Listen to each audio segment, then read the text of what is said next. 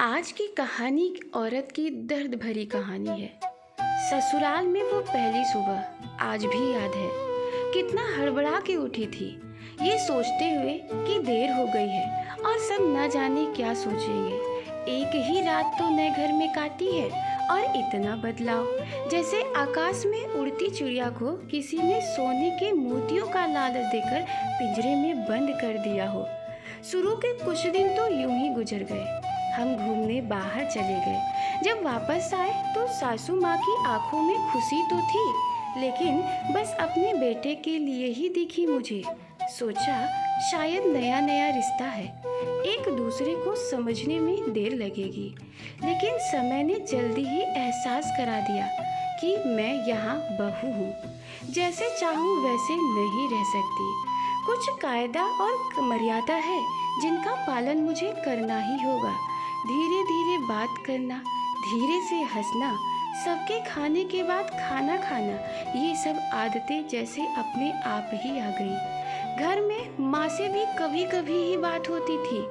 धीरे धीरे पीहर की याद सताने लगी। ससुराल में पूछा तो कहा गया अभी नहीं, कुछ दिन बाद जाना। जिस पति ने कुछ दिन पहले ही मेरे माता पिता से ये कहा था कि पास में ही तो है, कभी भी आ जाएगी, उनके भी सुर बदले हुए थे। अब धीरे धीरे समझ में आ रहा था कि शादी कोई खेल नहीं, इसमें सिर्फ घर नहीं बदलता बल्कि आपका पूरा जीवन ही बदल जाता है।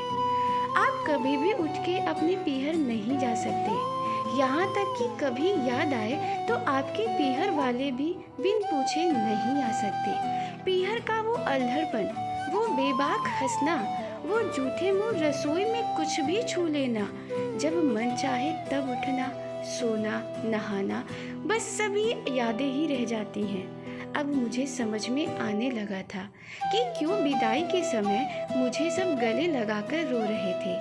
असल में मुझसे दूर होने का एहसास तो उन्हें हो ही रहा था, लेकिन एक और बात थी जो उन्हें अंदर ही अंदर परेशान कर रही थी कि जिस सच से उन्होंने मुझे इतने सालों दूर रखा, अब वो मेरे सामने आ ही जाएगा। पापा का ये झूठ कि मैं उनकी बेटी नहीं बेटा हूँ, अब और दिन नहीं छुप पाएगा।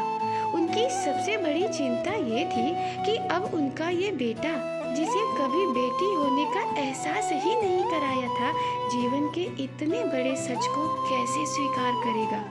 माँ को भी चिंता थी कि उनकी बेटी ने कभी एक गिलास पानी तक नहीं उठाया, तो अब इतने बड़े परिवार की जिम्मेदारी कैसे उठाएगी।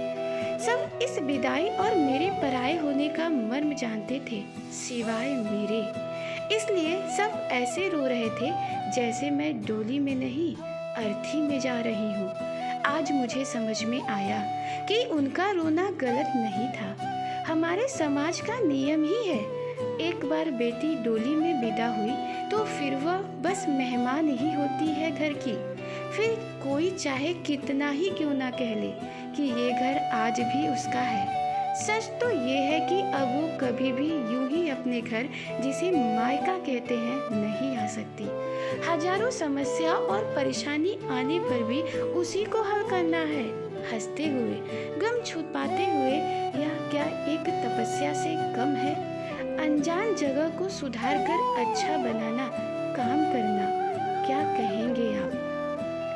तो इस कहानी से हमें यह शिक्षा मिलती है कि माता पिता को बेटियों की विदाई करते समय कभी भी ये नहीं कहना चाहिए कि बेटी अब ससुराल ही तुम्हारा सब कुछ है, बल्कि माता पिता को बेटियों की विदाई करते समय ये कहना चाहिए कि बेटी जब तक निभे तब तक ही निभाना, नहीं तो यह घर भी तुम्हारा ही है और वापस चली आना।